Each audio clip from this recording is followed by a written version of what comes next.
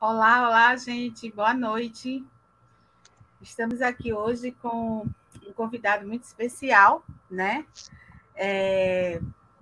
Para falar um pouco sobre experiência do usuário com a gente. Então, hoje, né, a nossa segunda, vamos dizer, live, ou nossa segunda palestra, eu diria. Eu não gosto muito dessa palavra de palestra, eu não gosto muito. É do nosso evento do Dia do Design, que iniciou hoje, tá? Então, a gente está hoje com o Marcos Tenório, né, que vai mediar essa nossa conversa, o professor, já que todo mundo conhece aqui, muita gente conhece, né? E o nosso convidado especial, que é o Einer Kennedy. Eu não sei se fala dessa forma, tá? Então, vocês. Ele me disse para eu falar com ele, para eu chamá-lo, né, de Way, mas é interessante que a gente sabe o nome dele completo, apesar de ser um pouquinho difícil de falar, né, minha gente? Mas, se eu falei errado, por favor, não fique chateado, tá bom? Então, eu vou deixar, assim, só vim dar uma inicial aqui para vocês e vou deixar a cargo de Marcos e de Way aí para iniciar aqui esse bate-papo, que eu acredito que vai ser muito legal para todo mundo, tá? Way, seja bem-vindo. Obrigado. Da Uniaeso, obrigada por você ter fornecido um pouquinho do seu tempo, né, para conversar um pouco com a gente aqui sobre essa temática, né, que é uma temática tão, vamos dizer, hoje importante, né, para quem é designer, né, ter esse olhar mais inovador sobre os projetos que a gente desenvolve, né, trabalhando esse lado mais tecnológico e da experiência do usuário nesse sentido mais do design digital. Porque a experiência a gente sabe que sempre teve e sempre a gente esteve preocupada com ela, né? Só que de uma forma um pouco diferente. Agora a gente passa a abordar, né, esse contexto da experiência do usuário em outros tipos de plataforma, né? Sem ser aquelas plataformas mais analógicas que a gente já estava acostumada, né? Como livros, como outras coisas. Então, agora a gente passa também para essas plataformas digitais, que é importante que a gente esteja, vamos dizer, com essa nova habilidade, né, de também trabalhar em outros lugares, né, de outras formas. Então, seja muito bem-vindo. Marcos, eu sei que ele vai acabar não, ele vai conseguir, não acabar, né, mas a palavra não seria essa, mas ele vai conseguir levar e trazer essa nossa conversa com a forma muito legal, do jeito que ele sabe muito bem, tá bom? Então, eu deixo aí com vocês. Marcos, bem-vindo. Boa noite. Boa noite. Olha a responsabilidade que tu me jogou, né? Uma responsabilidade, né? Muito grande. Mas eu acredito que você vai tirar de letra, como sempre, tá? Obrigado. Então, boa noite a todos e a todas que estão aqui assistindo no momento e quem vai assistir depois também, né? Quem vai assistir depois também essa conversa, né? Esse nosso bate-papo, tá bom? Então, eu vou ficar aqui nos bastidores. Se precisarem de mim, é só me chamar, tá bom? Abraço. Obrigado, grande. Nara. Oi. Beijo, Marcos. Estou por aqui. Tá bom, Nara. Obrigado mesmo. Nada. Gente, boa noite. Primeiro dia da semana do designer, né? Que não acabou não sendo só um dia, são vários dias. A gente está começando hoje, de manhã a gente teve várias oficinas e agora a gente está com o show, a gente está com essas palestras maravilhosas que estão chegando para enriquecer ainda mais o nosso conteúdo.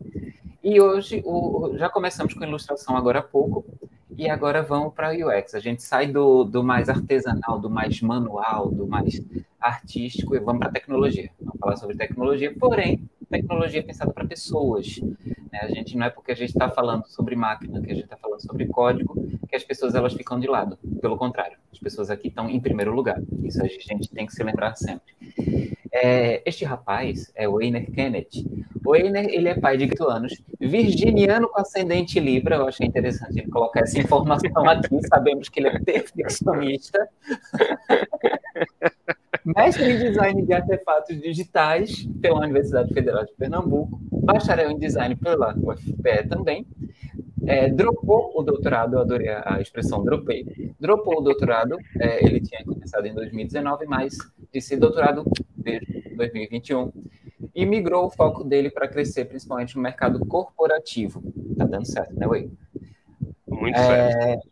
Sou aluno do MBA da USP, apenas, da Exalc, em gestão de projeto. A previsão é acabar ano que vem, né? Teu juízo já está acabando, né? Tô chegando no limite, cara. São 9 anos aí sem tirar férias. Né? Esse ano eu falei, meu Deus do céu, eu não vou fazer mais nada depois desse MBA. Eu vou passar uns 2 anos sabáticos, né? Ah, meu Deus, seria lindo. Atualmente trabalha como designer especializado em pesquisa de UX no PicPay, é consultor de inovação em negócios e produtos, além de amigo palestrinho ocasional. Muito obrigado por aceitar o convite.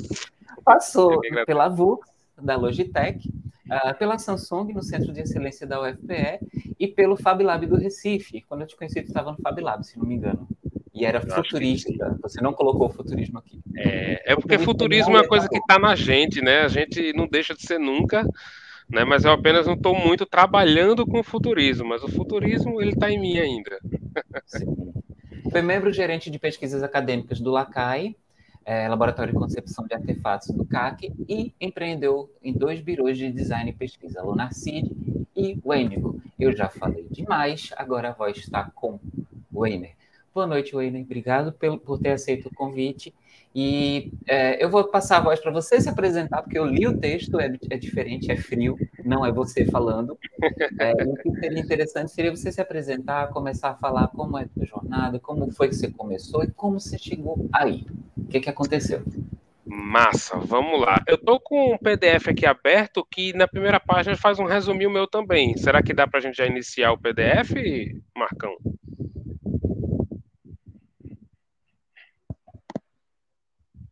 Alô? Estão me ouvindo? Opa, Weiner, já tá lá. Maravilha.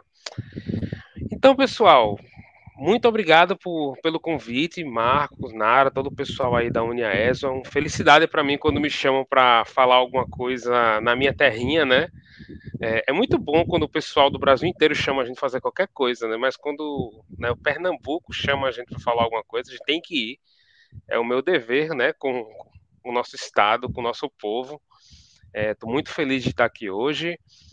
Meu nome é Weiner, né? Podem chamar de Whey, como eu falei lá para o Marcos, né? Depois que você começa a associar meu nome ao suplemento alimentar, você não esquece mais, tá? Estou falando com vocês aqui da minha sala aqui de casa. Sou recifense, 28 anos, né? Sou pai do Gael, casado com a Mari, como o Marcão falou aí. Né? Atualmente eu estou como UX Researcher, né? Pesquisador de experiência do usuário aqui com o PicPay. Né? E ocasionalmente ali estou dando minhas escapulidas para participar de alguns eventos, né? Conversar e tal. Acho que é o que mais tem movimentado. Minha trajetória, Marcos, é bem interessante porque eu por muito tempo fui totalmente academia, né? Fiquei trabalhando ali até mesmo na Samsung quando eu estava no projeto Sim. Era dentro da universidade, era no centro de informática lá da UFPE, né? Aqui do campus Recife. E eu meio que fiz essa migração porque decidi que a vibe do mundo corporativo era mais aderente com quem eu era, né? Com quem eu gostaria de atuar no futuro.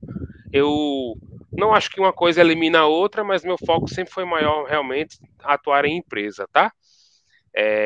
E aí eu venho dessa trajetória, né? Fab Lab, eu era bem design de produto mesmo, né? Comecei minha carreira como designer de produto físico, analógico, né?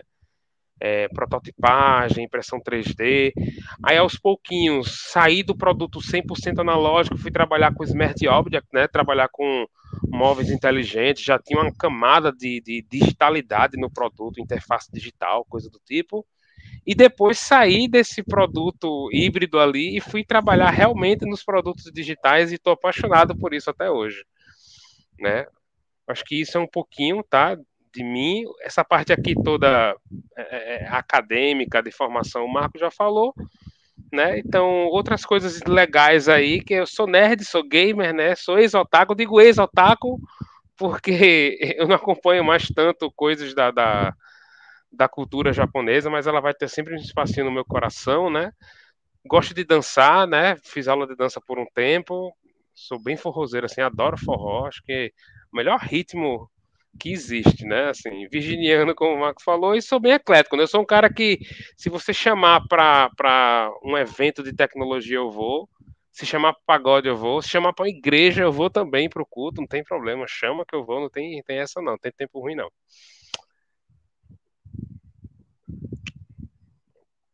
E é isso.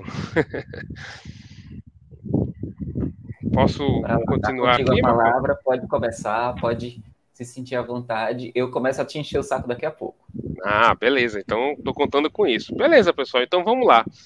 O que foi que eu preparei para vocês aqui hoje, tá? Primeiro que eu não estou vendo vocês, mas vocês estão me vendo, estão acompanhando a conversa, então eu quero que vocês não esperem para o final para perguntar ou para falar qualquer coisa, porque daqui para o final, né, a gente às vezes até já esqueceu o que a gente queria falar, queria perguntar, né? Então a gente vai fazendo o seguinte, vou colocando aqui uns temas dentro dessa temática geral que a gente está trabalhando, e vocês vão mandando perguntas, eu vou respondendo algumas e a gente vai conversando assim, tá bom? De uma maneira mais interativa, acho que é mais interessante. Primeiro, né, experiência do usuário, né? Que danado é a experiência do usuário, né? Com que é que se come isso? Tá? O que é UX, né? Sua relação com design e usabilidade, né? A gente vai ver um pouquinho disso. Vamos ver quem são os UXers, né? As pessoas que fazem UX, né? Onde é que elas vivem, o que é que elas comem, né? Como é que anda o mercado de trabalho para esse ramo do design? Quais são as principais soft skills e as principais hard skills by me, tá? Porque, obviamente, tem o que todo mundo está falando e eu me apoio nisso, né? Na literatura, nas experiências de outros colegas e tal, mas isso aqui é um apanhado muito meu, assim, do que eu tenho percebido, baseado nessas coisas que eu tenho acompanhado, nas notícias, nas leituras, nas pessoas que eu conheço, tá bom? Então vamos lá. Primeiro eu queria que a gente refletisse, né? Fazendo essa pergunta aqui para vocês, tá? Onde começa e onde termina a experiência do usuário, né? A gente está sempre associando a experiência do usuário ao aplicativo, mas tem mais coisas aí, né? E a usabilidade, e a acessibilidade, e aí dá para a gente pensar em várias outras coisas, né?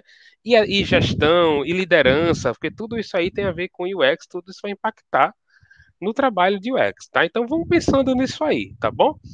Mas basicamente a gente tem esses 3 círculos aqui, né, que é o círculo da experiência do usuário, da usabilidade e da acessibilidade. Eu acho que no mundo digital são 3 coisas que pegam bastante se a gente estiver falando do operacional ali, né, das carreiras em experiência do usuário do mundo digital, tá? Que é o que eu estou conversando com vocês aqui hoje, é esse contexto, tá? Se a gente fosse pegar para ver ali experiência do usuário é uma coisa muito grande, né? É uma coisa que engloba bastante coisa, né? Eu adoro essa palavra coisa, né? Silvio Meira, eu lembro de um PDF que ele lançou lá, acho que era de uma das empresas dele lá de futurismo, né? Que ele falava assim, que coisa é uma palavra que define muito bem como as coisas são, né? Porque coisas são muitas, né? Estão em todo lugar, né? Então, eu acho que o UX tem muito a ver com isso, tá? O UX é um campo muito grande, ele vem do design emocional, né? Quando o Norman, né, que é o pai ali do UX, né, considerado o pai do UX, lá na Apple, ele começou ali a trabalhar com essa vibe mais emocional da coisa. A ideia era justamente a gente entender que todo produto ele tem uma camada social, né, uma camada cultural, né, uma camada sensorial, né, que vai levar as pessoas a consumirem mais ou menos aquele produto e associarem aquele produto a uma ou mais coisas, tá? E aí, quando a gente fala de uma boa experiência do usuário, né, a gente está falando de criar uma boa relação das pessoas com os produtos, né? Quando eu falo produto aqui, não é produto só físico, né? É um sinônimo para produto, serviço, é um sinônimo para aplicativo, é um sinônimo para jogo de videogame, né? Jogo eletrônico, é um sinônimo para um livro, é sinônimo para, enfim, independente da natureza do produto ou do objeto, né, tudo vai haver experiência do usuário, tá? E aí, né, tem essas intersecções aqui da usabilidade e da acessibilidade, né, que se a gente for parar para pensar como é que está o trabalho do profissional de UX hoje, ele está bem aqui nesse miolinho, né? esse miolinho aqui da intersecção da experiência do usuário com usabilidade e acessibilidade. Eu acho que são os 3 pontos que mais pegam. Cada um desses campos são verticais, né, por si próprios, então a usabilidade tem conhecimentos mecânicos e técnicos ali que não entram dentro de UX, né? A acessibilidade também tem uma parte que é própria dela, mas tem uma parte dela que se intersecta com a usabilidade, que é quando a gente começa a tratar ali, né, de como é que a gente adequa produtos a pessoas, né, pessoas mais diversas possíveis.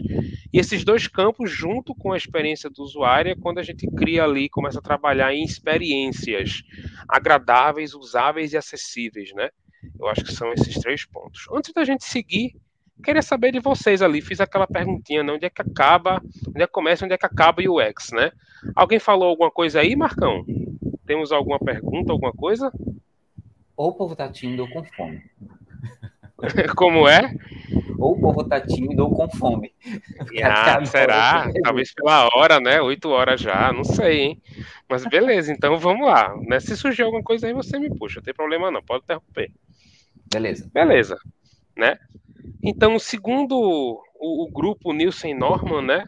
Uma definição aí do Don Norman, né? A experiência do usuário, gente, ela engloba todos os aspectos da interação do usuário final com a empresa, seus serviços e seus produtos, tá bom? Então, como eu estava dizendo ali para vocês, né? A experiência do usuário, a professora até Nara já falou ali no começo, né? A gente sempre trabalhou enquanto designer com a experiência do usuário. Só que agora a gente tem nome para isso, né? A gente já trabalhava quando a gente estava ali num projeto gráfico de um livro, projeto gráfico de um banner para um evento, né? A identidade visual de uma empresa, branding, né? A parte de marca. Quando a gente está ali, então, criando uma linha de imóveis para um cliente, né? Ou até mesmo, né, um jogo eletrônico, um jogo para um console, para um computador, tá? Tudo isso aí vai ter experiência do usuário, né? A experiência do usuário, nossa, estouraram fogos aqui, não sei porquê, mas tudo bem. A experiência do usuário, né, ela é uma coisa muito ampla ali, que engloba esses aspectos aí que totalmente ligados à interação, mas totalmente ligados às pessoas, tá, pessoal? Ao emocional, ao pensamento, ao ser, né? Então, se você for pegar para entender realmente o que é UX, ele é essa camada muito sensorial da coisa, tá? Então, não se trata simplesmente de garantir que o botão de um produto ele chama atenção, o usuário consegue identificar facilmente. Tudo isso aí é a experiência do usuário também, mas é uma camada muito de usabilidade, né? Mas também é a experiência do usuário, por exemplo, será que esse controle é divertido? Será que ele desperta o interesse do usuário para comprar o produto? Né? Será que ele é atemporal? Ele tem um design que vai fazer o produto ser longevo, né?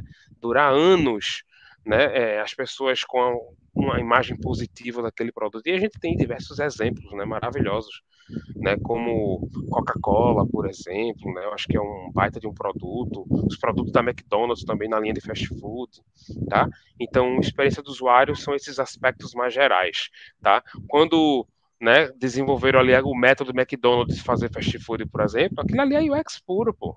Né? Entender como é que eu melhoro os processos ali, a rotatividade dentro de um espaço, de uma cozinha, né, para fazer uma coisa rápida, né? As pessoas pegam o produto que pagaram e vão embora, meio que um drive-thru ali, né? Então, isso aí é UX, gente. O UX, ele existe desde muito tempo, né? Agora, eu sou meu dinossaurinho já, né? Tô quase 10 anos aí trabalhando com UX, né? Eu lembro que quando eu comecei a trabalhar com pesquisa com usuário, nem tinha esse nome de UX Research, né? E aí eu descobri que fazia UX Research lá em meados de 2014, 2015, né? Quando tava aquele boom da coisa, tá? Então, né? Falar um pouquinho, então, quem é a pessoa que faz UX, né? Bem, esses heróis e heroínas silenciosos, né, eles estão dentro aí das mais diversas camadas empresariais e acadêmicas, tá?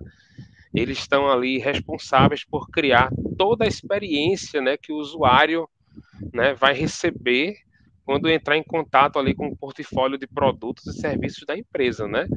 Então a gente vai ter ali o UX designer e o pesquisador de UX, né?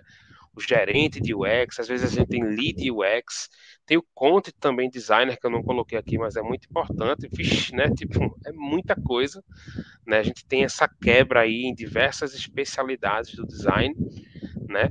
Mas assim, eu também começo a perceber que a gente está também voltando a tentar centralizar mais isso numa única posição, tá?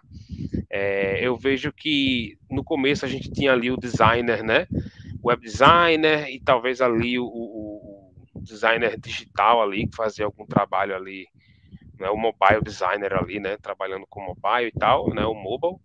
Mas eu começo a ver que se no começo eles quebraram esse designer de produto digital em vários outros ramos, como o designer de UX, o designer de UI, né, o pesquisador de UX, eu começo a ver agora um movimento de regressão no mercado, tá?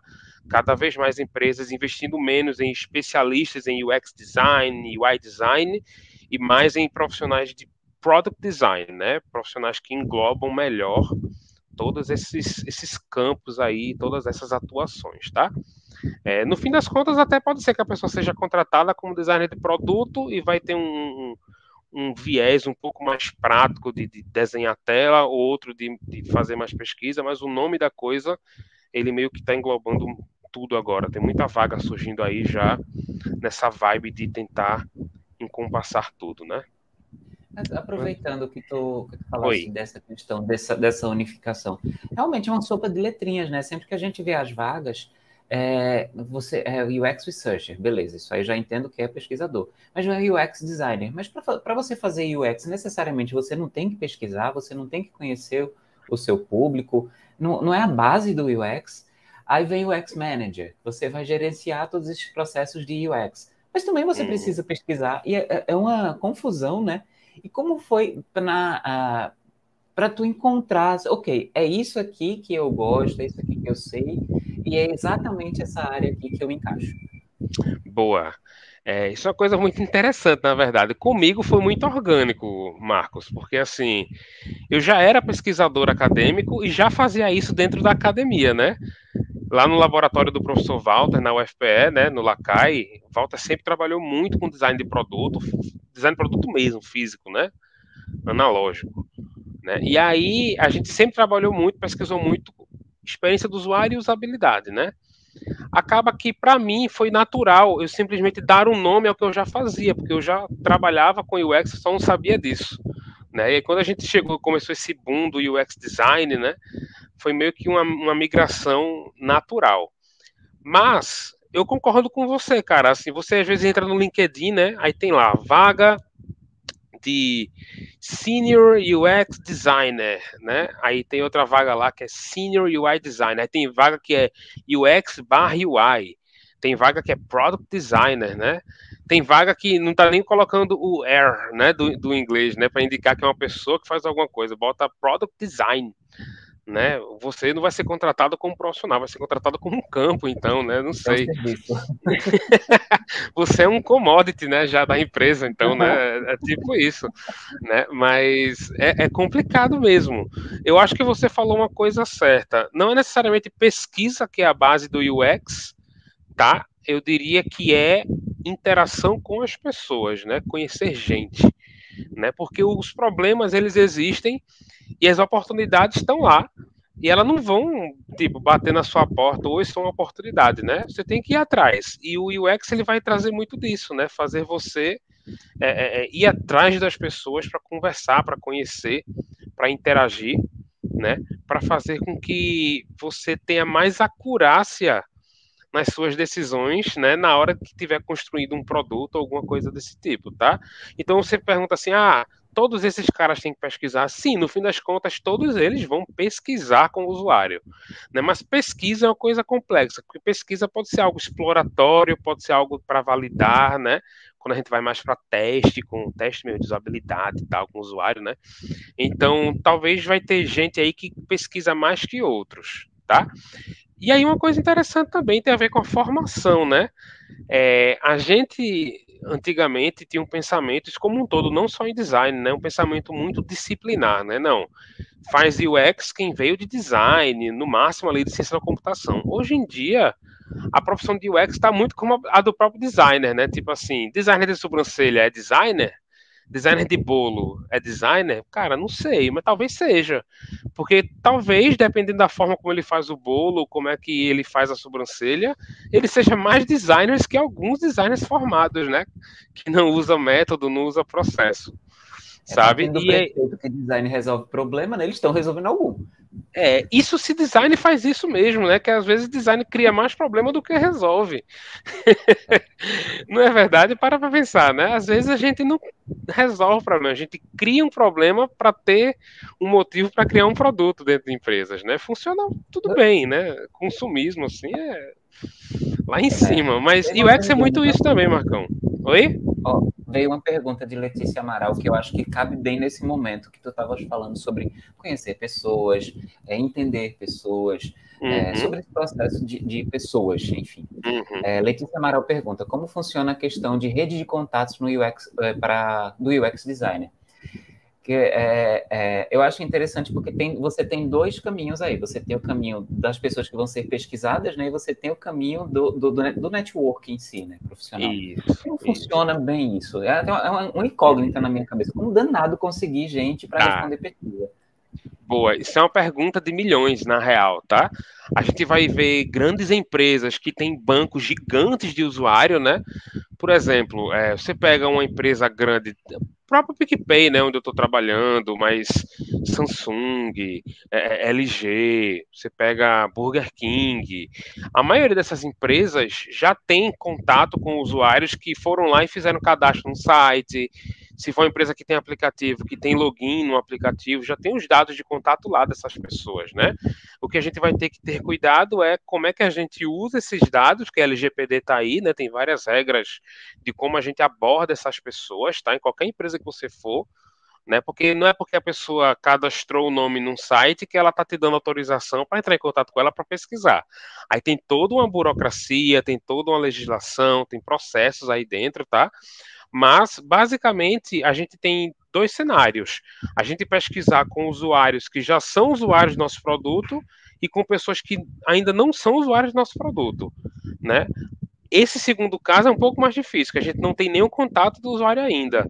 Aí, para isso, tem várias formas da gente iniciar a pesquisa. A gente pode fazer convites abertos a pessoas, ir até comunidades, né? Ir até associações, organizações.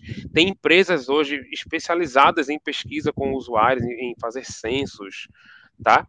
Então dá para fazer dessa forma aí. A própria guerrilha, né? Você tipo assim tem um produto, você vai para a rua e começa a parar as pessoas no meio da rua para pesquisar, né? E aí dependendo de como você faz, você consegue inclusive respeitar a LGPD mesmo abordando as pessoas assim no meio da rua, tá?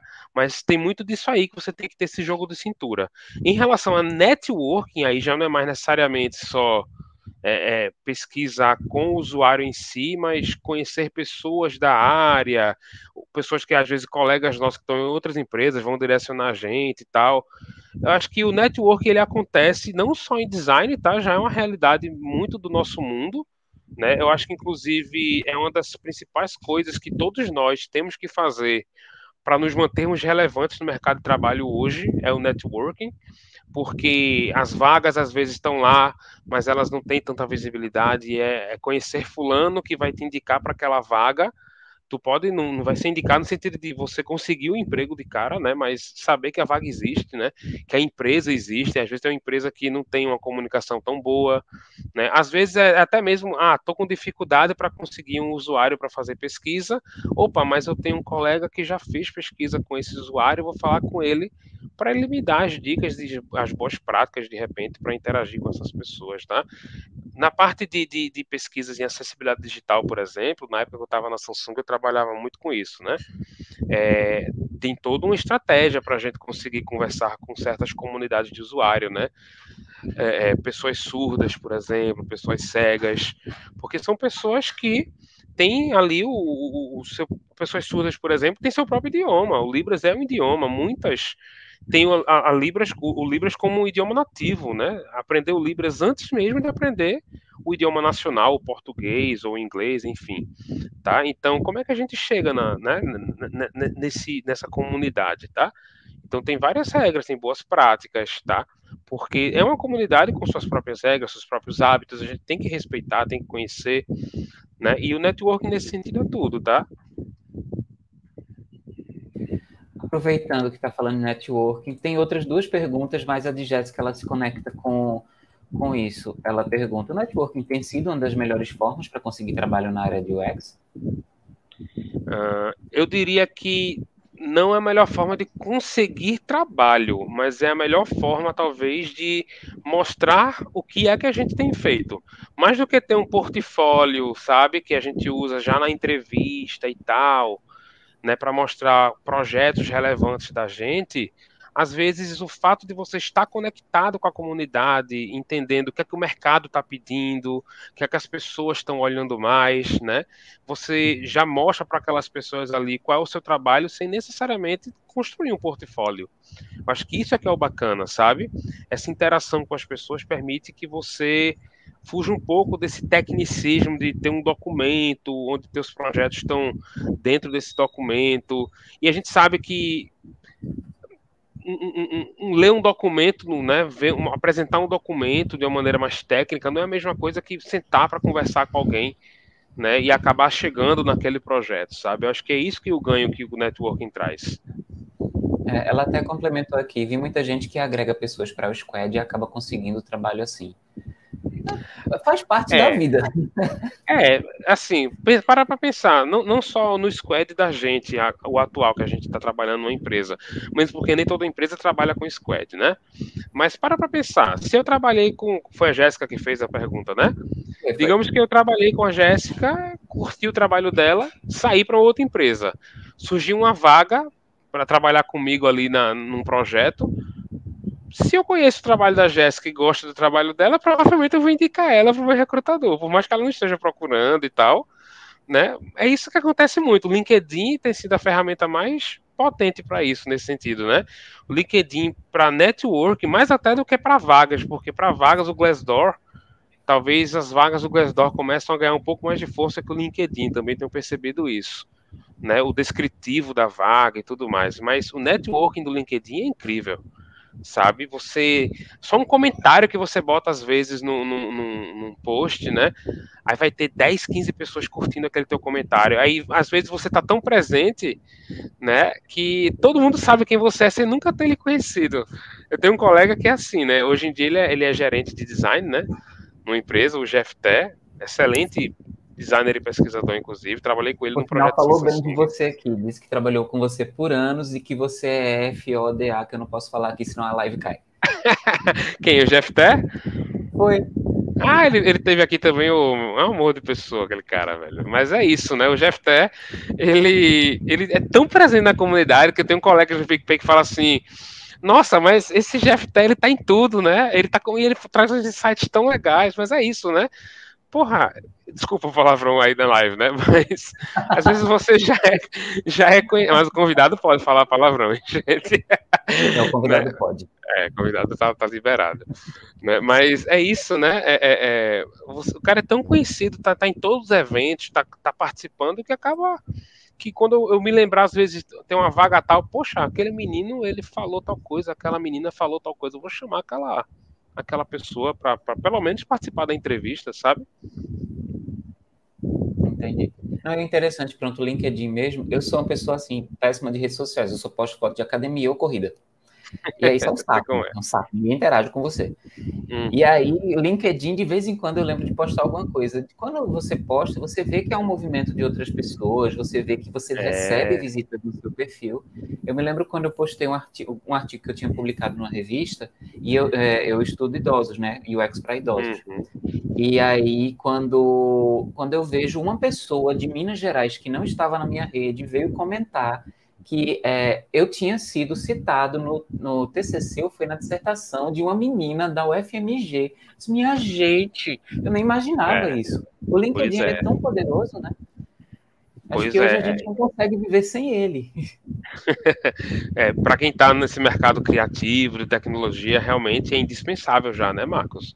Mas é para você ver, é isso mesmo. Agora mesmo também, né? Eu tô há 1 ano, bem dizer, sem publicar nada no LinkedIn, né? Porque eu já tô no meu limite, né? Eu tô com trabalho aqui no PicPay, né? Aí eu tô fazendo MBA e aí eu sou pai agora, né? Pai de primeira viagem aí. Apenas meu filho outro tá emprego, com... né? Que ser pai é outro emprego. Nossa, então, pois é, né? E aí 1 ano e 4 meses só o Gael tá, né? Então eu decidi que, velho, eu tenho que sacrificar alguma coisa. Aí eu sacrifiquei as redes sociais, né? Eu saí do Facebook, por exemplo, porque Facebook, quando eu quero coisa da vida pessoal, eu posto no Instagram, foto também, né? E aí eu só tô usando o LinkedIn. Eu pelo menos leio ali alguma coisa, mas eu descobri agora que um trabalho nosso ali da época que eu tava no projeto Sim Samsung, né? Foi usado como uma das bases ali para uma nova NBR, que é a NBR de Acessibilidade Digital Móvel, aqui no Brasil, né? Uma norma foi criada usando o trabalho da gente lá, e-mail do GFT, né? Quando a gente trabalhou junto lá na Samsung, né? Vê que legal, eu não fazia nem ideia disso, né? O Cid, né? Foi quem publicou isso e o Jonesberg, que era meu gestor na época, publicou também, né? Poxa, foi que legal. Se não fosse o LinkedIn, eu não saberia disso, sabe? Então é isso que esse networking traz, né? O acesso à informação é massa, a gente descobre gente, descobre habilidades, descobre vagas, descobre empresas, sabe? Tudo num lugar só. Né? Arruma Isso é bem parceria bacana. também para trabalho, é interessante, que às Também, vezes a gente também. desenvolve pesquisa, desenvolve algum trabalho junto, né? Isso aí, exatamente. Ó, Né? Tiago... Oi. Perdão, vai falar. Depois eu Não, volto. não, manda a pergunta do Tiago, é mais importante do que eu passar aqui. Manda aí. Nada, é tudo importante aqui. Mas eu vou puxar a pergunta, porque aí depois tu entras aí, que eu acho que esse aqui vai ter alguma ligação. Tiago pergunta, Tiago Nascimento. A gente migra de designer gráfico para UX e UI ou a gente só agrega essa outra área? Cara, isso é uma boa pergunta. Eu acho que do ponto de vista trabalhista, se você para de trabalhar com design gráfico e começa a trabalhar com UX e UI, é uma migração. Mas do ponto de vista de skill, de habilidade, você agrega, você não perde nada do design gráfico, tá? Eu tenho colegas que eram designers gráficos e são excelentes designers de interface, são excelentes designers de conteúdo ou de experiência do usuário, né? Tem gente que não é nem de design hoje em dia que está fazendo UX, está fazendo muito bem, né? A gente descobriu aí que não precisamos ser necessariamente disciplinares, como eu falei, né? Para fazer UX. Contudo, né? A gente também vê uma poluição muito grande para UX, né? Porque, tipo assim, ciência da computação e design em tecnologia são os dois ramos ali que estão melhor pagando e com altas vagas abertas, né? Isso eu não estou contando nem gestão, porque gestão é geral, pode ser em tecnologia ou fora, né? Mas todo mundo está querendo fazer UX. Tem gente que é, sei lá, é dentista, fez um cursinho na Alura e já é UX. Não é, né? Aí a gente tem que ter esse cuidado, tá? Mas dentro do design é muito fácil migrar. Até mesmo outras profissões criativas como arquitetura, né? Ou até mesmo psicologia, né? Esse pessoal que trabalha mais com gente, de entender a psique das pessoas, né? Sociólogos, antropólogos dão excelentes UX designers, excelentes pesquisadores em UX, tá? Então, eu acho que a skill você agrega, mas a profissão você migra. Acho que... Agora, aproveitando que tu falaste sobre essas pessoas que não são designers, mas estão na área de UX. Tem uma área de UX que eu acho que não vais falar, que eu não vi ainda nos slides, mas que a gente tem visto muito, é o UX Writer, que ele normalmente vem das áreas da escrita, né? Vem de letras, vem de jornalismo, vem de publicidade. Tu trabalhas com UX Writer? Como é que é essa rotina? Quem são essas pessoas que hoje estão trabalhando contigo com UX Writing? Massa, vamos lá. Trabalho com UX Writer, né? Que UX Writer é um dos nomes para Content Designer também. Algumas empresas estão chamando de designer de conteúdo, tá? Cara, eu não coloquei aqui porque o Content Designer, para mim, ele é muito UX Designer mesmo ali ainda, tá? Ele é um UX Designer especialista em criar informação e comunicação. Texto, sabe? Ele vai garantir que o conteúdo, né, de um aplicativo, de uma página web, né, de um jogo, de uma interface de um jogo, de um menu, por exemplo, que o texto que está sendo utilizado, ele é legível, ele é inteligível, né? E ele, de modo geral, tem qualidade. São os 3 L's, né? Legibilidade, leiturabilidade e inteligibilidade, né? Então, acho que 3L, não, 2L e um I, né? Na verdade, doideira, eu falei agora. Foi. Parece um I, parece um I. LLI, né? Faltou o tração, só botar o tracinho embaixo, né? Então parece. Pois é, né? Mas é isso, né? Então ele é um cara que é um UX designer especializado em conteúdo, tá? O trabalho dele é extremamente cross, né? É um cara que ele muitas vezes está permeando diversas áreas de uma mesma empresa, né? Ou diversos produtos, tá?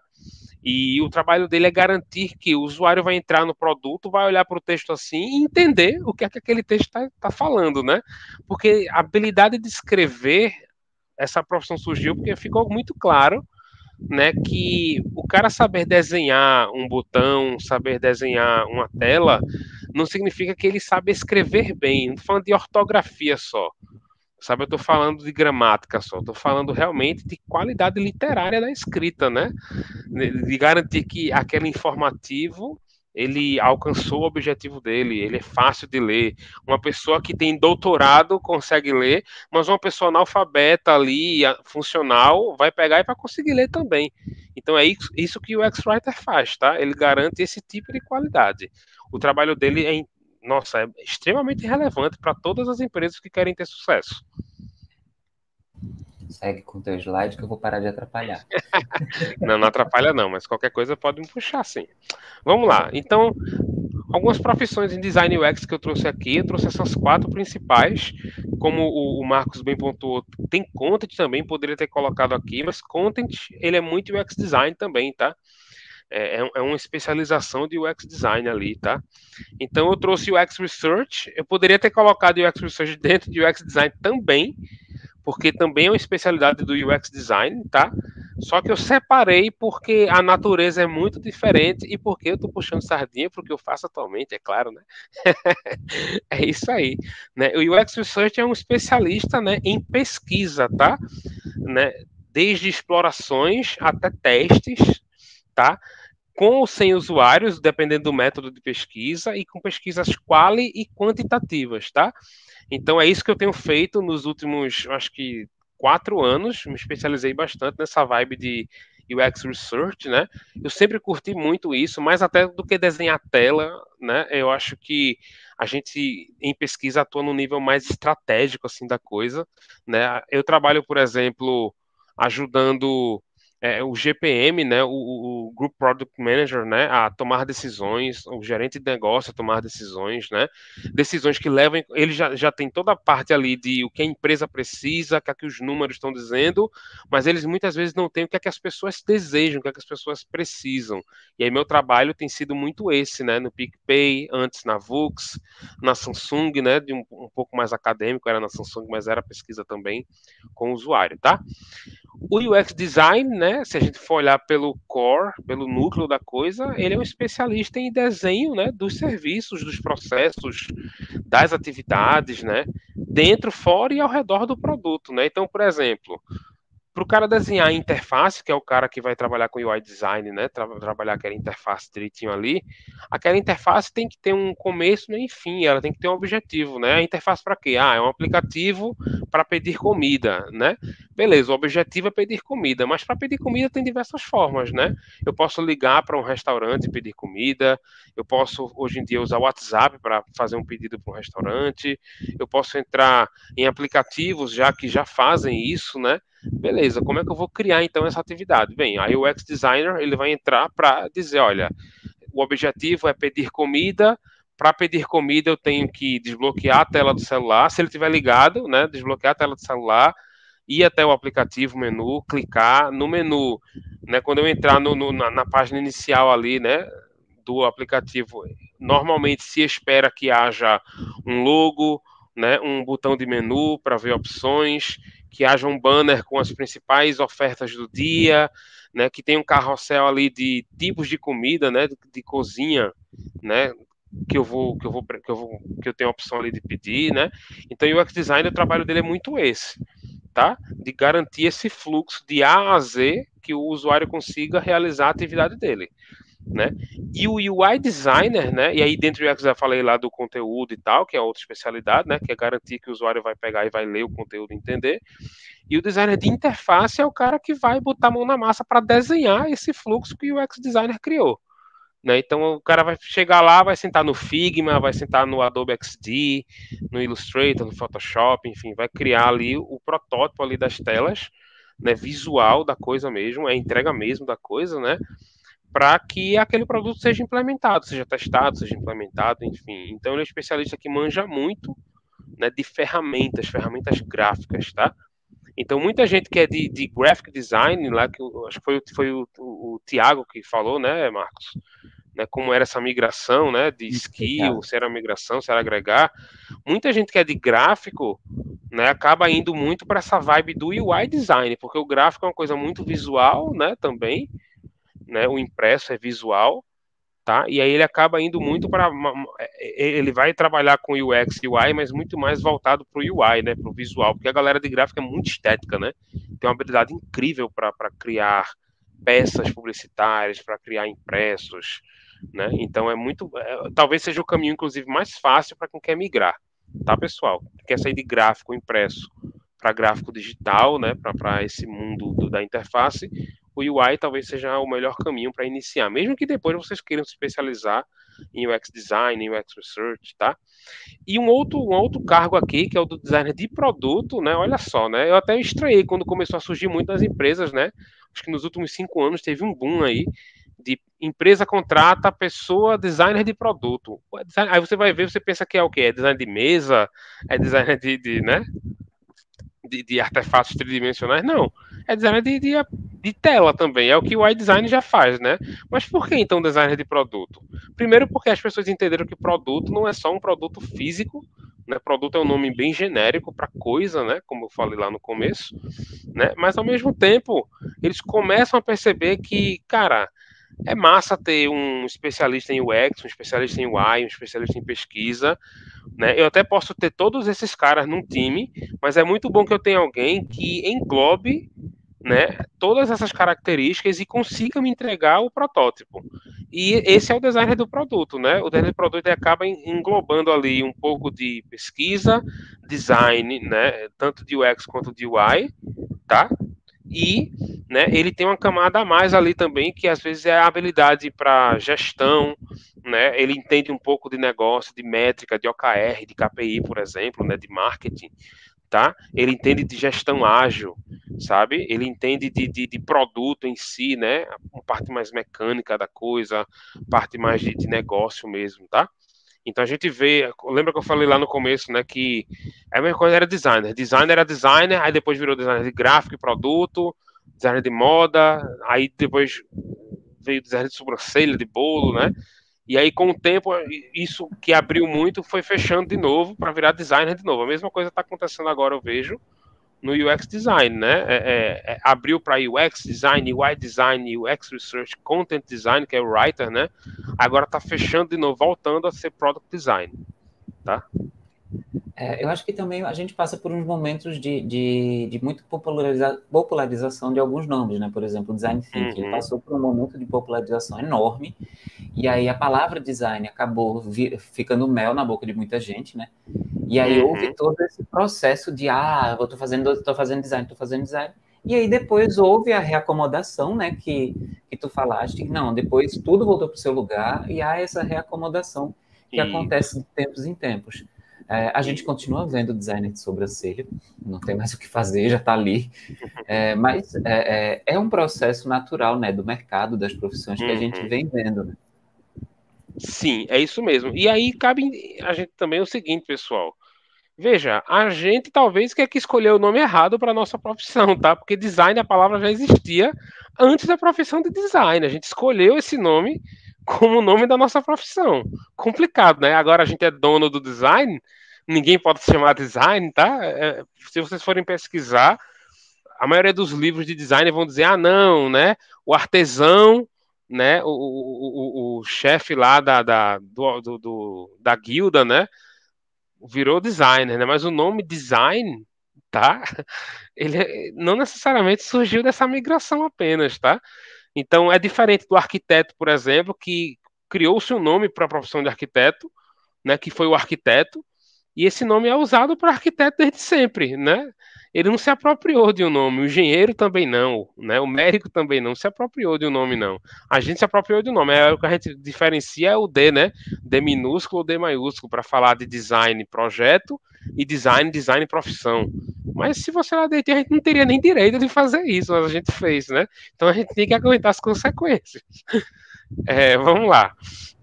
Como é que tá o mercado, tá? Oi. Aproveitando, antes de tu entrar no mercado, Jéssica pergunta, quais skills são importantes para quem quer trabalhar na área de research? E tem algum curso que você recomendaria? Massa, tem sim. Eu não vou responder agora você, Jéssica, porque está lá no finalzinho dos slides. Eu vou falar um pouquinho das principais skills para trabalhar com UX, tá? E eu falo para vocês também um pouquinho dos cursos. Não está aqui no slide, mas eu digo para vocês umas dicas de curso, tá bom? Podemos seguir então, Marcos? Perfeito. Pode. Pronto. Mas se preocupa não, Jéssica, eu vou te responder, tá?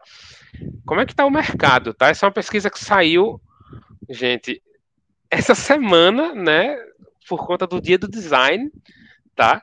Na Exame, que mostra que houve um aumento de 40% de pessoas se matriculando ou estudando em cursos de design. Não falando curso superior só não, curso de maneira geral, Alura, Mergo, tá? De design, né? Ou seja, as pessoas entenderam que design dá dinheiro, né? E tá todo mundo querendo estudar design, né?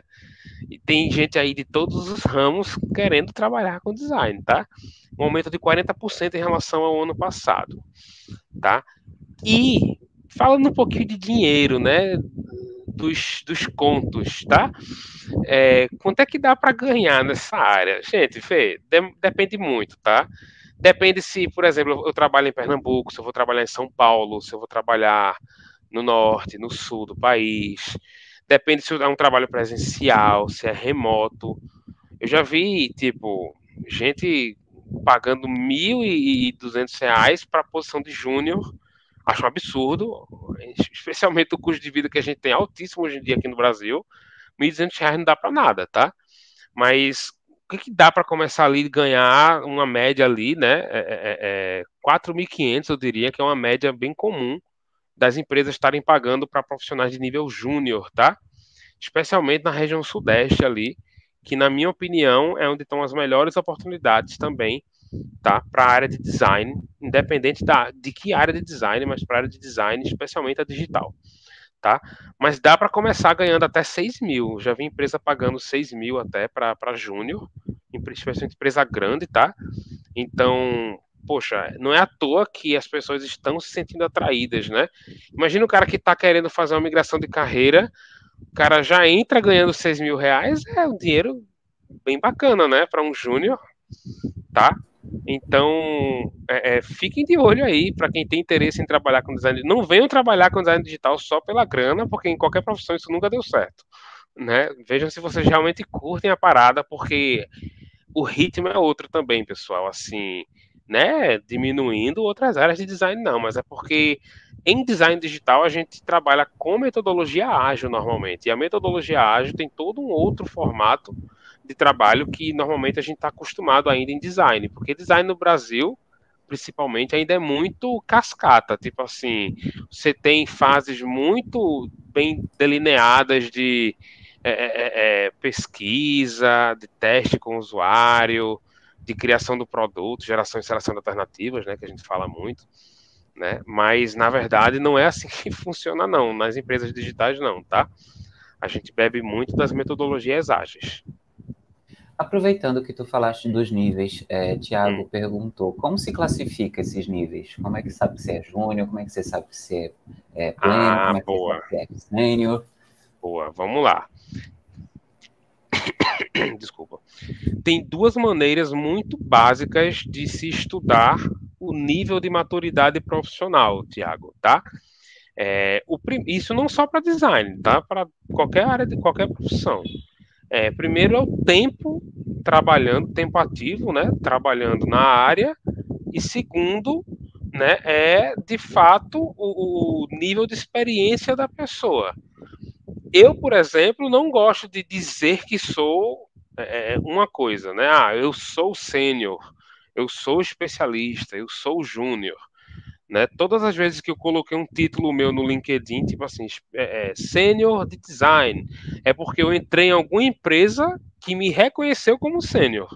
Eu entrei contratado como sênior. Poxa, se eu já me contratei como sênior, eu vou colocar como sênior. Só que isso é perigoso. Por quê?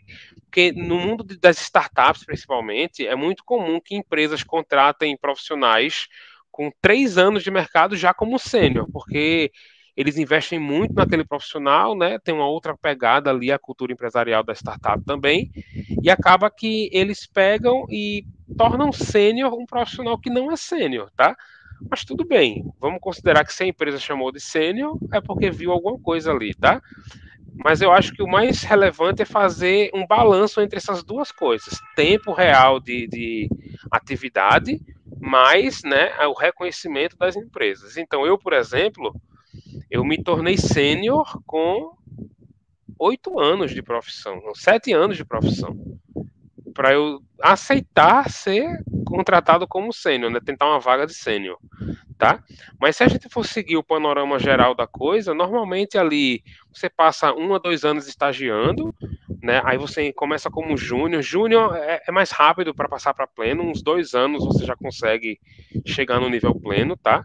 Pleno você passa 2 a 3 anos ali também, né? Para você entrar como sênior. Né? E como sênior você passa ali uns 3 a 4 anos para entrar no cargo de especialista, né?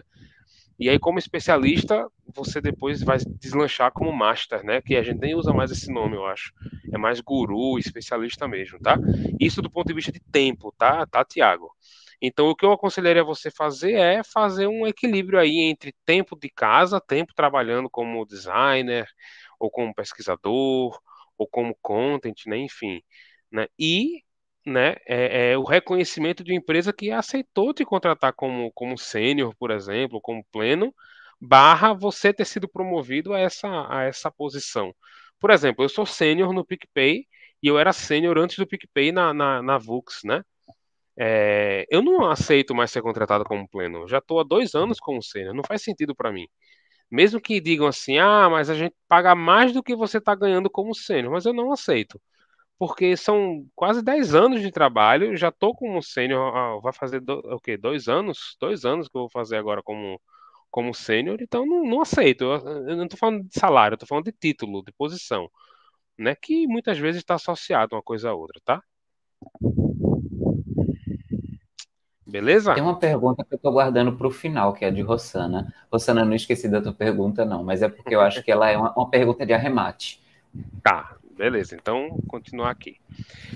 Agora, entrando lá na pergunta da Jéssica, né? Quais são as principais skills ali, tá? Que um profissional de UX tem que ter, tem que trabalhar, né? Eu sei que parece que ela perguntou sobre o UX Research especificamente, não foi, Marcos? Foi de research. De research, tá? Beleza. Eu vou primeiro falar desses 4 gerais aqui para UX de maneira geral, não só para UX, eu diria que Product Design, como eu falei lá, expliquei, né? Que é um nome que estão usando bastante hoje, tá? E depois eu falo um pouquinho de UX Research aqui dentro. Mas primeiro vamos falar das soft skills, né? São aquelas habilidades comportamentais, não são técnicas, né? Mas que as empresas hoje estão muito orientadas a pessoas e estão dando muito mais valor às soft skills até do que às hard skills, porque é muito mais fácil desenvolver uma técnica, o uso de uma ferramenta, do que desenvolver um comportamento, né? Então, soft skill é uma coisa que está sempre em primeiro lugar nas empresas, tá? Primeiro de tudo, é o trabalho em equipe. É bem clichê isso, né? Mas, sério, gente, assim, designs feitos sozinho, ele acaba pendendo mais para o artesanato do que para design, tá? O design ele precisa de audiência, o design ele precisa de pessoas consumindo. O design tem preocupação industrial, tem preocupação corporativa, e tudo isso aí requer pessoas, né?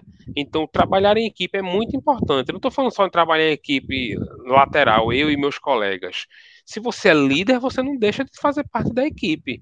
Se você é subalterno a alguém, você ainda é parte de uma equipe. Então, saber bem trabalhar com pessoas ali, tá? Colegas, lideranças, liderados, usuários, é muito, muito importante, pessoal, tá? Então, dar e aceitar feedback, receber feedback, tá? Pensar sempre no nós, não no eu, é extremamente relevante para essa área.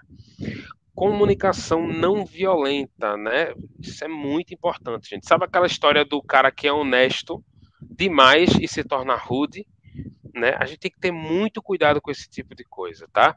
A gente tem sempre que entender que, por mais que a nossa intenção seja boa, né? A outra pessoa que está do outro lado ali, da outra ponta da comunicação, ela não tem a obrigação de saber o que está no nosso coração, ela só tem a obrigação de sentir o que está sendo falado, né, expressado por nós para aquela pessoa, tá? Então, saber se comunicar de forma empática, né, sem assumir ou pressupor, tá? Sempre tentar espelhar a pessoa, né? Por exemplo, se uma pessoa, eu estou fazendo teste com o usuário, e a pessoa fala um termo de um jeito, eu não falo o termo da maneira que é correta, por mais que eu esteja correto. Eu falo como aquela pessoa falou, né, para que ela se sinta à vontade, né, de conversar comigo, de se comunicar, tá? Cuidado com o tom de voz, né, sabe aquela pessoa que escreve tudo em caixa alta, né? Aí às vezes parece, ainda mais nesse mundo à distância que a gente está vivendo, home office, né? Parece que a gente está gritando às vezes, né? Então tem que ter cuidado com esse tipo de coisa, tá? A linguagem é coisa muito importante, pessoal. Tem que ser simples, tem que ser diverso, entender que existe essa diversidade de pessoas, né? Temos que tentar fazer com que todas as pessoas se sintam incluídas na comunicação, tá? Então trabalhem bastante a comunicação. Detalhismo e curiosidade, isso aqui especialmente para quem vai trabalhar com pesquisa, tá? Nossa, é imprescindível, tá? Deus está nos detalhes, né? Então essa frase eu acho que é perfeita para isso aqui, tá?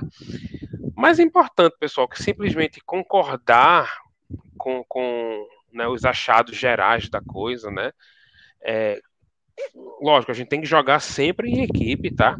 Mas se preocupe muito em falar do elefante na sala, porque isso é muito importante. Sempre tem aquele assunto que ninguém está tocando, sempre tem aquela coisa que as pessoas deixaram passar. Isso torna você um profissional diferenciado, tá? Se você falar aquilo ali, tocar na ferida às vezes, óbvio, tem formas de falar. Você não vai simplesmente escancarar um problema, né? E é isso, o problema é esse, temos que trabalhar nisso e não dá alternativa e não fala de outra coisa, não, né? Mas a gente tem sim que tratar as feridas abertas para que elas não piorem, tá? E a curiosidade, é claro, né? Todo designer tem que ser curioso, tem que ter vontade de aprender, tem que ter vontade de descobrir coisas, né? Como pesquisador ainda mais. Um pesquisador que não é curioso, eu acho que ele é um péssimo pesquisador, tá bom? Visão sistêmica e tradução. Aí é outra coisa extremamente importante. É muito comum que a gente, como designer numa empresa, a gente esteja muito bitolado, muito né, com aquela visão, com aquele visor, né, no produto, e a gente esquece que aquela empresa tem outros produtos, tem outros times, tem outros problemas em andamento, né? Então é importante que nossa visão seja sistêmica, seja do todo e não só das partes, tá? Se a gente entende que eu mexendo em tal coisa no meu produto vai acarretar consequências para o produto de um outro time, eu já tomei o caminho andado aí de ser um excelente profissional, tá? E a questão da tradução, né? Não adianta eu fazer um teste com o usuário, aí o resultado gerou um report com 300 páginas. Cara, eu não vou ter tempo de ler aquilo ali, sabe? Um líder seu não vai ter tempo de parar para pegar um relatório de 300 páginas para ler, né, e entender ainda mais o que é que você queria dizer. Então a gente tem que ser muito objetivo, muito simples. Dá para ser agradável esteticamente, botar umas firulas, brincar, dá, mas temos que ser muito direto ao ponto, tá? E quais são as hard skills, né? Quais são as técnicas, as ferramentas que a gente tem que dominar? Primeiro, metodologias e processos, pessoal, são muito importantes. Então, métodos diversos, né? A gente tem que saber muito de metodologia, de métodos, de modelos de trabalho, ferramentas. Eu não estou falando de ferramenta no sentido de saber operar a ferramenta, mas ter conhecimento da existência da ferramenta, né? Que ferramenta eu uso para quê, que técnica eu uso para quê, tá? Isso é muito importante. Mais importante até do que saber, sei lá, 1000 métodos, é saber 2, 3 métodos muito bem, saber 2, 3 2, 3 ferramentas muito bem e somar essas coisas na hora de fazer um trabalho de design ou de pesquisa. A soma das coisas gera combinações super interessantes, tá, para a gente trabalhar, né? Ser bom em quali e quanti, isso é uma coisa que pega muito para quem está indo para UX design, tá? Porque a gente vê pesquisadores, a gente vê designers, a gente vê writers que são muito bons em, sei lá, trabalhar um lado mais quali da coisa, fazer uma entrevista de profundidade, fazer um grupo de foco, mas na hora de ler um gráfico, né, e agora? Não sei ler gráfico, não sei de número, não entendo número, e número é muito importante também, tá? Então a gente tem que saber trabalhar com abordagens tanto quali quanto quanto. Talvez você tenha uma quedinha maior por quanto ou por quali, mas nunca negligenciar um dos dois lados, tá bom? Então tem momento de ser quali, né, quando a gente tem que ser mais profundo, mas com pouquinha gente, né? Um teste, por exemplo, de usabilidade com 5 pessoas é bem quali, né? Como é que 5 pessoas vão ditar o que milhões de usuários vão usar? Mas é porque a gente está sendo profundo com 5 pessoas, né? Em vez de ser estatístico com várias, tá? Então a quant é isso. Quant eu não sou profundo, mas eu consigo validade numérica. Dados e métricas, isso é outra coisa que é um diferencial danado assim para quem quer trabalhar com design e com pesquisa, pessoal. No mercado digital, todas as empresas, não só no mercado digital, todas as empresas vão trabalhar com indicadores, tá? Elas sabem lá quantas pessoas estão acessando tal tela, quantas pessoas estão indo até a tela X, que é a tela que eles querem que ele acesse para executar uma transação, e até uma tela Y para alugar um filme. Então, tudo isso aí está traqueado, né? As empresas têm o tracking lá para saber se está dando certo o produto. Né? Se tal mês teve uma queda, por que teve uma queda? Porque surgiu um produto novo, ou porque foi implementada uma nova versão de software que fez com que as pessoas parassem de usar mais o aplicativo. Tudo isso aí é traqueado, então é importante a gente dar valor a esse tipo de conhecimento, tá? A gente entender que é que os números estão dizendo para a gente é um diferencial danado. Quais são as métricas, né? Quais são as metas que a empresa quer atingir versus, né, quantas pessoas estão realmente usando aquele produto, né? Fazendo essa combinação, a gente consegue ter noção se o produto teve sucesso ou não, se a mudança teve sucesso ou não. E, finalmente, ser mão na massa, tá? É como eu falei ali, né? Não adianta eu entregar um relatório do tamanho de uma tese. Mais importante que isso, né? Eu como designer, até mesmo como pesquisador, não é porque eu sou pesquisador que eu vou parar só nos insights, não. Eu tenho que dizer, né? Tipo assim, poxa, olha, se tu fizer o produto de tal jeito, tem mais chance de tu gerar conversão, né? Ah, se tu fizer implementar tal botãozinho lá no final da telinha, né, tu vai conseguir mais cliques por segundo, sabe? Então, esse tipo de coisa é muito importante. Então, seja a mão na massa, tá? Não é porque você vai ser pesquisador em UX que você tem que focar só em dizer coisa que todo mundo já sabe com análise de números só. Tá bom? E por enquanto aqui é isso. Vamos falar um pouquinho das perguntinhas, que depois daqui eu não botei mais nada não, tá? Eu vou falar só dos cursos lá que a Jéssica pediu. Eu vou aproveitar e jogar a pergunta de Rosana, que eu acho que ela encaixa bem assim, para o final, porque ela é meio de arremate mesmo. Tá. Rosana, ela pergunta, Rosana é nossa coordenadora de publicidade, porque aqui a gente está com aluno de publicidade, de design de animação, de análise de desenvolvimento de sistemas, o negócio tá bom. Tá show. Então, Rosana pergunta, você pode partilhar com a gente uma experiência positiva e uma negativa da tua trajetória no UX? Posso sim, vamos lá. Negativa, acontece costumeiramente, inclusive, tá, pessoal? Não é porque eu tô sendo que não acontece coisa ruim, não, tá? Mas, sem citar nome de empresa ou projeto específico, que eu não posso, eu vou dizer para vocês assim, é muito comum, lembra que eu falei aqui, né, de mão na massa e saber traduzir bem resultados. É muito comum a gente, especialmente a gente, Marcos, que vem de um contexto acadêmico, sabe? De, né, bacharelado, mestrado, doutorado. A gente chega no resultado incrível e aí na hora de eu ir conversar com um líder, com um gestor, né, eu falo em 10 minutos o que eu poderia falar em 2. E aí, em vez de falar muito bem do meu resultado, eu acabo gerando mais dúvida do que certezas, sabe? Isso acontece direto, tá? Assim, gente, até hoje estudo formas de comunicar melhor meus resultados, formas de ser sucinto. Eu sou uma pessoa que naturalmente falo muito, sabe? Eu falo muito, então eu estou exercitando muito escutar mais que falar, por exemplo, tá? Respirar quando estiver falando, tá? Porque tudo isso é muito mas é isso, né? Tudo isso é muito importante, gente, na hora de comunicar os resultados do projeto. Se eu sei que eu tenho que ir para o caminho X do produto para o produto dar certo, por que não falar? Olha, a gente tem que ir para o caminho X. A gente tem medo? Será que é isso? Porque se tem medo é porque talvez a gente não chegou nos resultados que a gente deveria ter chegado, né? De assumir uma posição, né? É melhor dizer, né? Que o caminho é X, não Y. Do que, por exemplo, já aconteceu de eu fazer uma pesquisa, estava muito claro para mim que a empresa deveria investir no caminho X. Em vez de dizer isso, eu falei: olha, a gente tem as possibilidades X, Y e Z. Aí o cara fica, poxa vida, X, Y e Z é muita coisa, mas qual é que eu tenho que seguir, né? E eu me acovardar, dizendo, não, olha, se seguir X tem tais benefícios e tais desvantagens.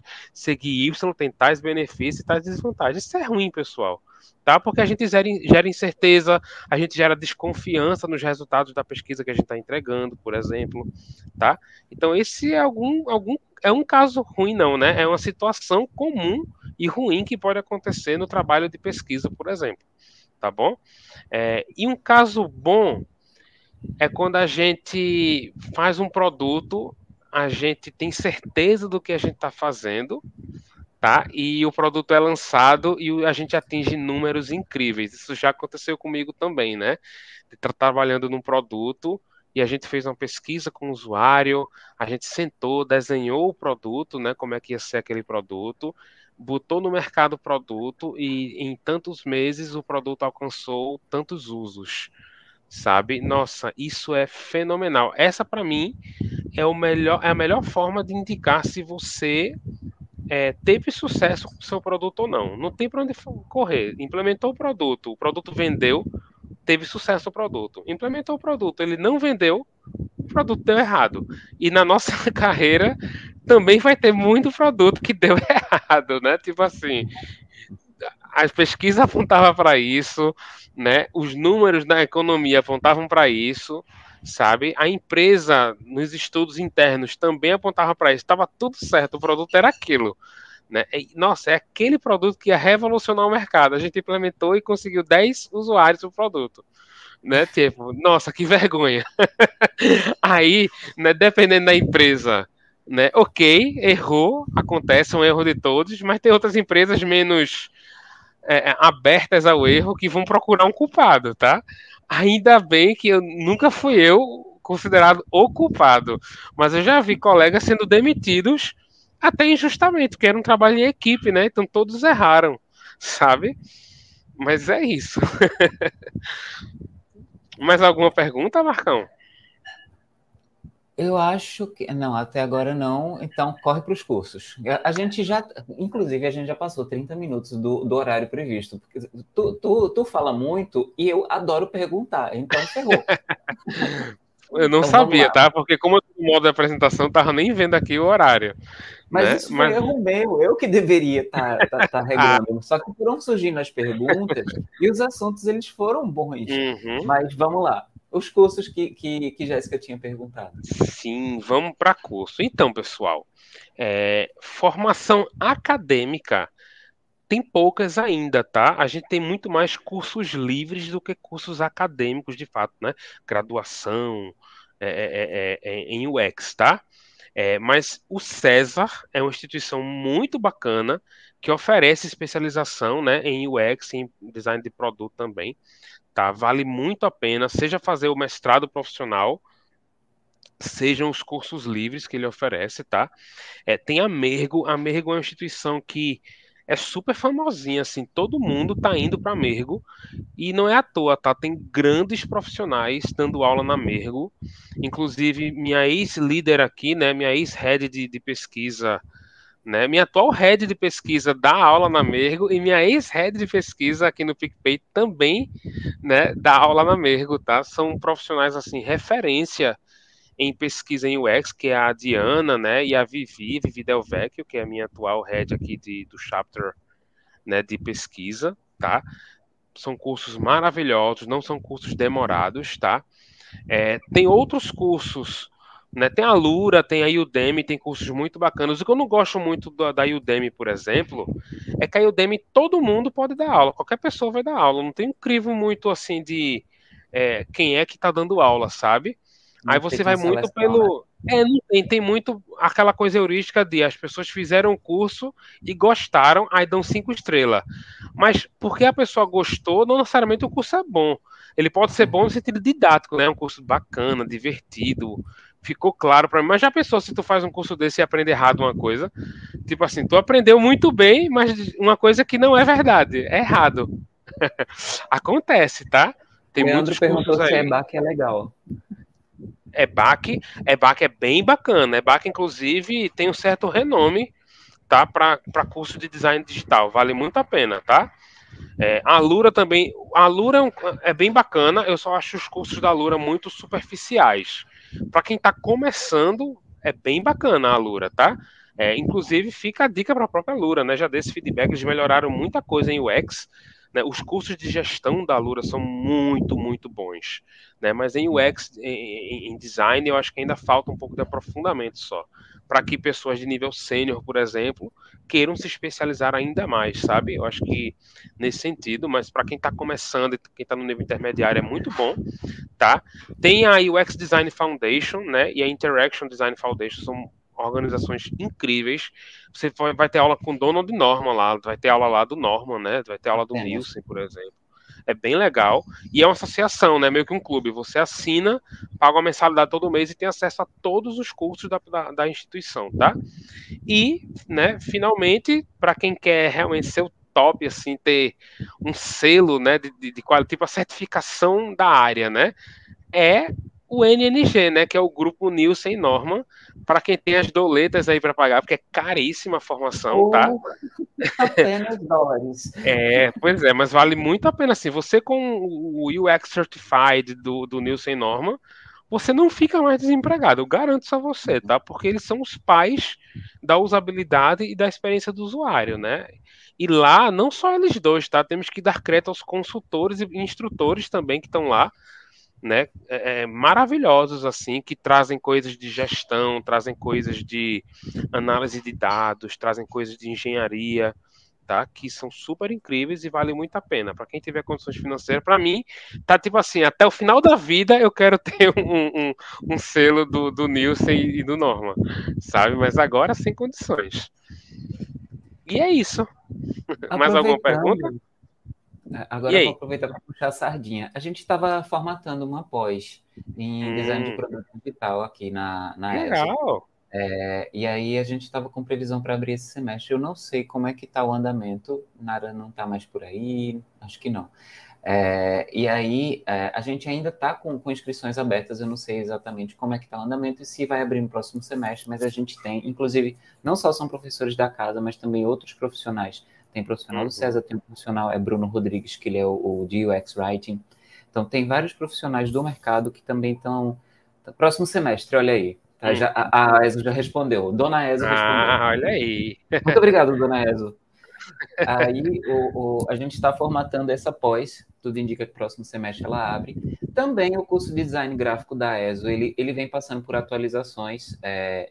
Em Olinda e em Recife, a gente já está com disciplina de design de produto digital e design de interação e experiência. Elas são novas, elas já acabaram de entrar na matriz, estão sendo... eu estou na segunda turma a segunda turma já com essa matriz, que é ID, design de produto digital semestre passado, esse semestre eu estou com design de interação e experiência. Tem sido, assim, bem interessante, mesmo porque a gente está construindo junto esse processo, está sendo muito, muito bacana mesmo. Tem mais alguma pergunta, gente? Design em movimento também, verdade. Dona Uniaeso respondeu, design em movimento. Boa. Antes da gente encerrar, pessoal, eu quero agradecer a Uniaeso, tá? pela oportunidade, pelo convite de me trazer aqui. Fico muito feliz. E não estou me pagando para isso, não. Vou fazer um merchan aqui agora, tá? Olha, a universidade aqui de vocês é muito boa, tá? Em design, em ciências criativas. Eu estava falando até com o professor, qual era o nome? André, né? Aquino. André Aquino. Pronto. Eu estava conversando com ele antes da gente entrar aqui, né, Marcos? Eu sou da Federal, é uma universidade muito boa também para quem quer estudar design, tá? Mas eu brincava que, nossa, porque a Federal é bacharelado, a gente trabalha muito teórica coisa, né, Marcos? Assim, é muito acadêmico, né? E eu sempre olhava para os alunos da ESA assim, meu Deus, essa turma é muito diferenciada, porque, né, é muito visual, é muito artístico, então isso é uma coisa muito boa, pessoal. Vocês estão numa universidade bem bacana para quem quer trabalhar, independente da área de design, mas, né, com qualquer ciência criativa aqui. Valorizem as instituições do estado de vocês, tá? Tem muita instituição boa, a ESA é uma delas, tá? Dona Ezo falou, nosso curso é mão na massa. Olha aí, isso é maravilhoso, é sério mesmo, tá? Eu na Federal, eu tive que pagar altos cursos por fora, foi uma excelente formação, tá? Eu sou muito grato, professores incríveis na Federal também, né? Nossa, até hoje guardo eles no coração, mas a grade curricular é muito acadêmica, né? Então a gente tem que buscar muitas experiências práticas, cursos, ferramentas fora, né, da universidade. Então aqui você já tem esse viés mais mão na massa, mais prático, isso é maravilhoso, tá? Para quem quer ir para o mercado de trabalho mesmo pesado, isso é ótimo.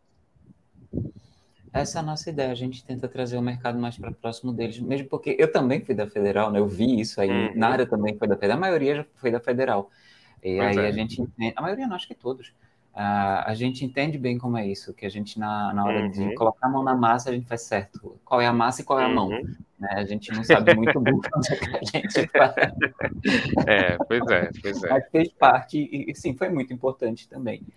Weiner, muitíssimo obrigado mesmo pela atenção, pelo carinho de estar aqui com a gente até essa hora, porque a conversa foi uma delícia. Assim, eu consigo passar até 11 da noite, meia-noite, conversando. Apesar de amanhã acordar às 5 da manhã, a olheira vai estar no queixo. Eita, caiu. Tua imagem sumiu aí, né? Eita, minha imagem sumiu? Foi. Acho que tua câmera desligou. Não, voltou, tá ligada aqui. É a reconfiguração aqui do... Foi Dona Uniasa que estava reconfigurando as imagens. Entendi. A Dona Uniasa falou, todos os professores e professoras são do mercado, inclusive. Isso é maravilhoso. Para mim, esse é um dos pontos mais importantes para um curso de qualidade, tá, gente? Sério mesmo. Tá a mão na massa mesmo praticando. Muitíssimo obrigado, Weiner, por isso, por você, o fino ouro aqui do UX. Foi realmente muita felicidade em ter você aqui falando da sua prática, porque muitas coisas que a gente vê na sala de aula são os alunos perguntando, certo, mas e aí, na prática? E aí, como é que está no mercado? E você está no mercado, principalmente, de um grande player, que é a PicPay, que ela não é uma empresinha pequena, não é uma empresinha qualquer, é uma empresa nacional, que tem um peso muito grande, muito importante para a gente. Eu acho que quando a gente está falando de UX de uma empresa que vende sites locais, a gente está falando de um problema menor, mas quando você fala de uma empresa nacional e tem problemas seríssimos, que você tem essas diferenças regionais absurdas que a gente tem aqui no Brasil, então você está falando de problemas de UX muito mais avançados que vão chegar na sua mão para você resolver. Isso só mostra o quanto de dedicação que você tem, o quanto de profissionalismo que você tem e o quanto isso vai nos trazer muito enriquecimento, vai trazer muita coisa bacana para a gente. Muito obrigado mais uma vez. Gente, amanhã a gente continua também o dia/semana do design. Às 19 horas a gente tem a palestra Potencial Criativo com Eric Franto. E às 20 horas a gente tem de roteiro com Henrique Spencer e André Pinto, que estão no Prime Video. A gente só tá um luxo, isso aqui tá um nojo, gente. A gente tá insuportável. Pois é. Vem Prime Video, vem Disney Plus. A gente tá um nojo. Teve agora o Pinóquio. Então, tá, eu não falo mais com ninguém, eu tô insuportável. Boa, Marcos, muito bom. Pessoal, muito obrigado, tá? Estou aberto aí, quiserem conversar mais, podem me puxar no LinkedIn, botei aí meu LinkedIn, tá? Não tive tempo de botar o QR Code para ser... Não tá aparecendo? Não, porque acho que tirou já o compartilhamento. Tá, peraí, deixa eu Voltou, vou fazer o seguinte, voltou? Pronto, tá aí, tá? Voltou. Eu vou deixar essa apresentação na sua mão de qualquer forma, que tem meu LinkedIn, você pode distribuir pro pessoal, tá, Marcos? Beleza. E você me tem no LinkedIn também, né? Você pode passar meu LinkedIn pro pessoal, tá? Não tem problema não. Eu mando para você qualquer coisa, o link no WhatsApp também. Sou uma pessoa super aberta para conversar, pessoal. Pode me chamar, tá? O que eu puder fazer para ajudar gente, vocês. Ele é, tá? Como é?